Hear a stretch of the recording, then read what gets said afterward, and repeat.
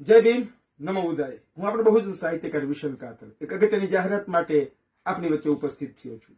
ત્યારે આવનાર 3 ઓક્ટોબર 2025 ના રોજ કારવણ મુકામે તાલુકો જિલ્લો વડોદરા ખાતે આપણા સંઘર્ષના સાથી એવા રાકેશભાઈ ના માતૃશ્રી દિવંગત સવિતાબેન કાંતિભાઈ વણકર ના પુણ્યાનુમોદન સંસ્કાર નિમિત્તે એક વિચારધારાનો કાર્યક્રમ આકાર પામવા જઈ રહ્યો છે।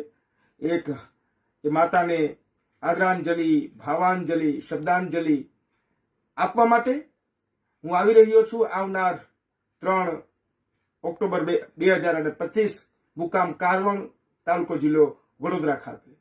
તો આજુબાજુના તમામ માતાઓ, બાળકો, વડીલો, યુવાનોને વિનંતી કરી રહ્યો છું કે આપણે આ કાર્યક્રમમાં આપણે હાજરી નોંધાવીએ અને મોટી સંખ્યામાં આપણે ઉપસ્થિત રહીએ।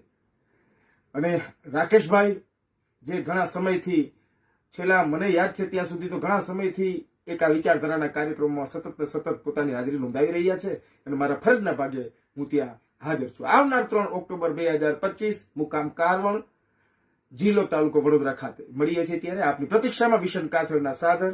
જય ભીમ, નમો બુદ્ધાય, ભવતુ સબ મંગલમ।